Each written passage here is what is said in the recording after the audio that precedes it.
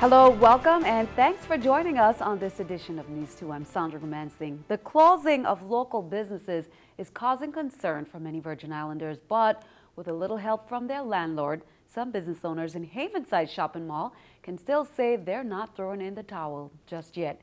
News 2's April Knight has more. The summer season means slow season for St. Thomas store owners, but for some more than others, this particular summer season is glacially slow. That's why many of the merchants at Havenside Shopping Mall were relieved when the mall owner, the Government Employees Retirement System or GERS, announced that they wouldn't have to pay rent for 6 months. We met the board of GERS. They came back with a proposal of giving us a 6 months abatement effective July 1st, 2013. Up to December 31st, 2013. The drafting shaft was one business reported to plan on closing, but Terry Robinson, owner of the 45-year-old store, insists that that's not happening anytime soon. That does not mean, though, that the past few months have been easy. Other things have impacted business in Havenside. The road construction, which was a little behind schedule by a year, and therefore even residents were hesitant to come to Havenside because of the traffic situation. For Havenside stores like Drafting Shaft that cater mainly to locals and residents, the ongoing road work is a major culprit in slowing down business. But for stores that are trying to attract tourists, it's something else entirely. It's extremely slow. I believe that the economy in the U.S. Customers is not spending the way they used to spend in the 80s or the 90s, I think, should say. The rent abatement is scheduled to take effect from July to December of 2013, with a proviso that store owners with back rent should pay all their dues by April 2014. In November, we're entering into the winter season, and we're all anticipating, better sales. Maybe a few which may not be able to abide by them, and we'll try to work towards it and see how we can improve the conditions in Havenside Mall. April Knight, News 2. The Havenside Merchants Association will be meeting in early August to discuss the April 2014 deadline set by GERS. GERS officials could not comment fully as of news time, but News 2 will keep you updated. The Virgin Islands Water and Power Authority is seeking your input on its big plan to shift from fuel oil to propane as its main fuel source. Community leaders commended WAPA's initiative, but also indicated that it needs to be carefully reviewed, especially by those who will most be affected by it, the average WAPA consumers. WAPA invites the public to visit www.poweringvi.com to learn more about the benefits of the propane over fuel oil, including information on when they can expect to feel the economic effects of the shift to propane. The University of the Virgin Islands is aiming for the skies.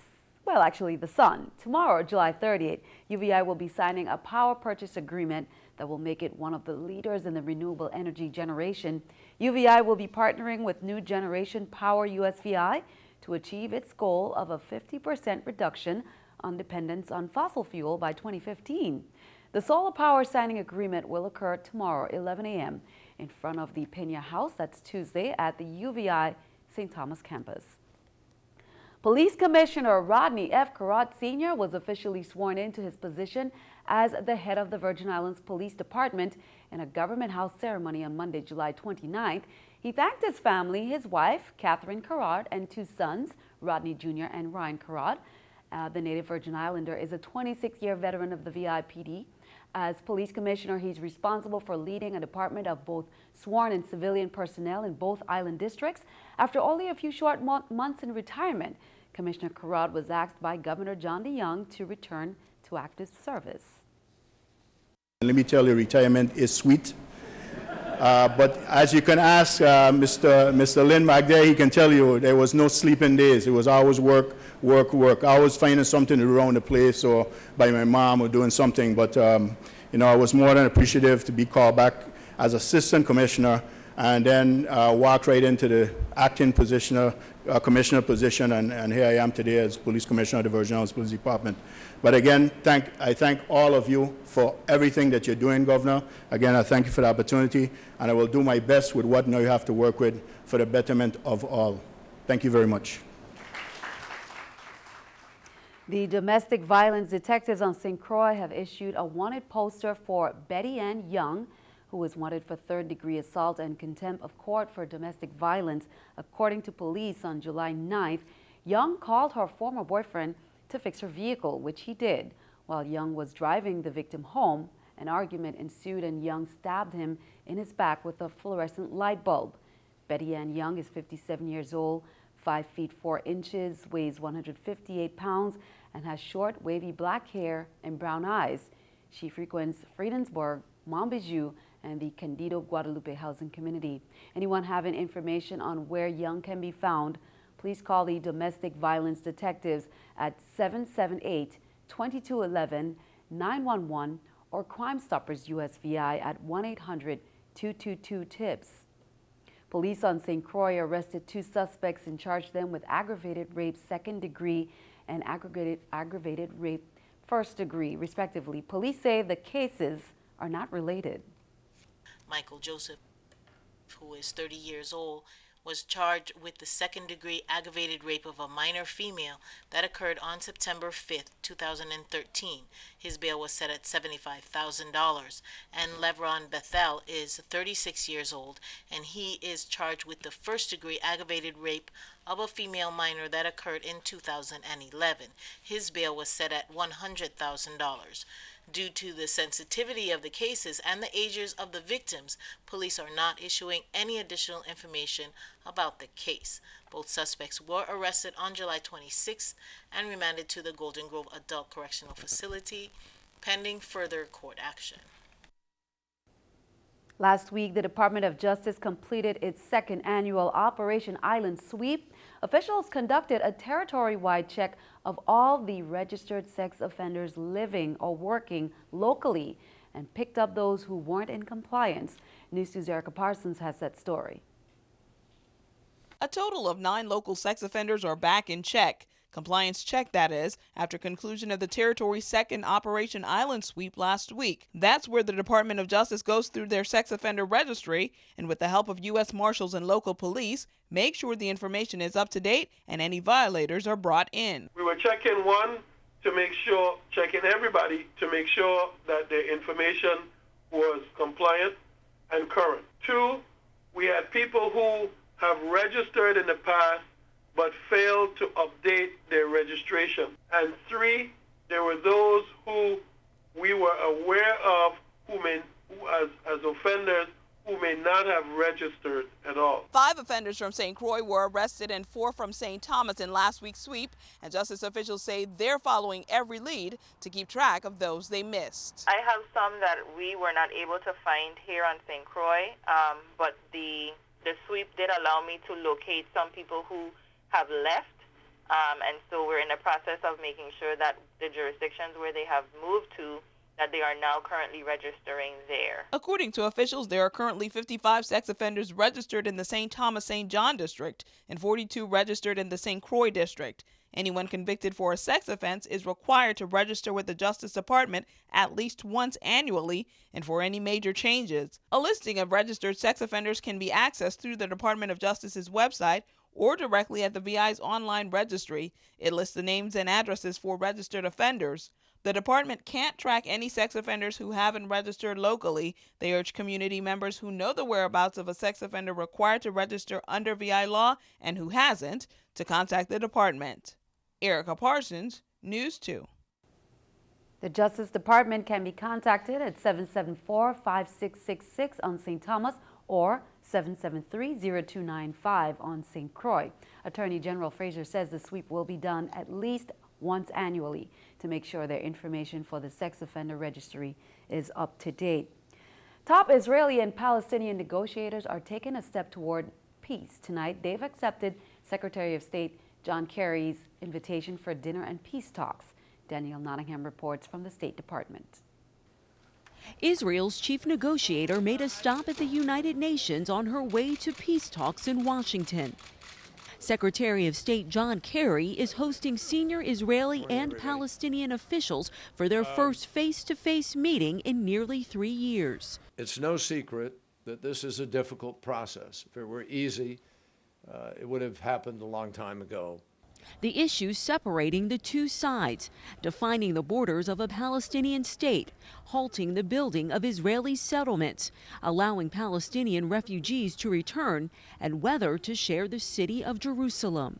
I know the negotiations are going to be tough, but I also know that the consequences of not trying could be worse. President Obama's trip to the Middle East back in March kicked off this latest push. Kerry has been working for months to get talks off the ground. In Jerusalem, optimism of a peace deal was muted. And we don't have much expectations, but we still have hope. Former State Department advisor Aaron David Miller says there's reason to feel hopeful. If in fact the Secretary of State can not only resume negotiations but sustain them, I think he actually might have something. Both sides have agreed to talk for at least 9 months, starting with dinner Monday night. Danielle Nottingham, News 2. And keeping our eye on the economy, investors are waiting to see what happens when the Federal Reserve begins a 2-day meeting tomorrow. The Fed could give indications about when it might wind down its economic stimulus program. A new survey shows 4 out of 5 Americans struggle with unemployment, are near poverty, or must rely on welfare for at least a part of their life. According to the Associated Press, which conducted that survey, the struggles are increasingly crossing racial lines. The AP says reasons for the trend are the global economy, the bigger gap between the rich and poor, and the loss of high-paying manufacturing jobs. Amazon is hiring. The online retailer is adding 7,000 jobs in 13 states, the majority of them at its distribution centers. This is the New York Stock Exchange with Scotiabank Stock Market Watch. Everything down. The Dow 36, NASDAQ 14, S&P 6. Coming up on News 2, how was the turnout for the blood drive hosted by IHOP over the weekend to benefit the Wanakilling Hospital? We'll tell you. Plus, the first annual Value-Added Market Day Vendorama was held at the agricultural grounds of St. Croix, presented by the Department of Agriculture. We'll have highlights.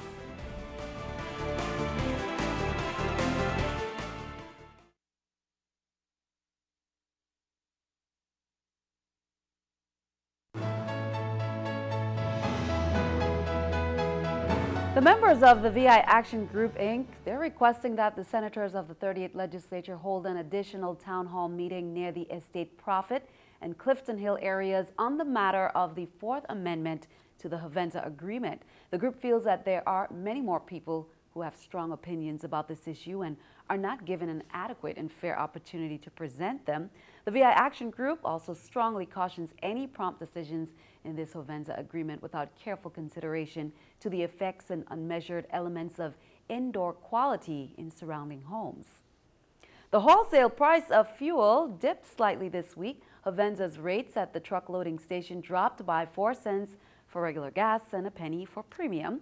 The price for diesel fuel jumped 4 cents. That means independent station owners will now pay $3.45 per gallon for regular gas and $3.79 per gallon for premium.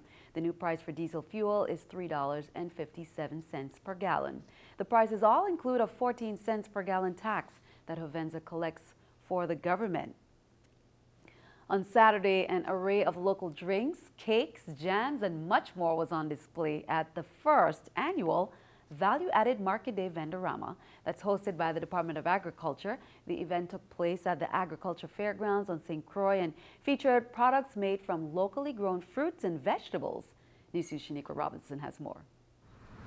The Virgin Islands Department of Agriculture hosted its first annual Value-Added Market Day featuring products made from locally grown fruits and vegetables. What is a value-added item? That is the item that is made from the raw produce and we add value to it.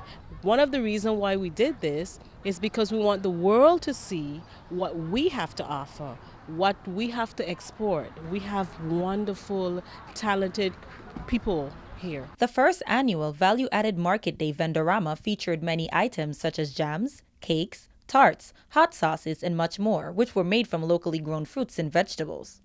We also have body products here as well. And most of the items or the ingredients in that is also from locally grown fruits or vegetables. What I purchased was the Itiba papaya hair and body oil, and it smells really great, and so I'm hoping that I can actually use this for twisting locks and using it for my daughter and myself. At the Vendorama, local farmers enjoy their opportunity to display and sell their products. I'm a second generation in beekeeping. They call me the honey man.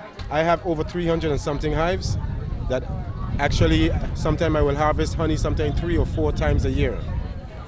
You got an extractor that I actually take it out by frames, extract the honey out of the comb, carry back the empty combs for the bees to make more honey for me again.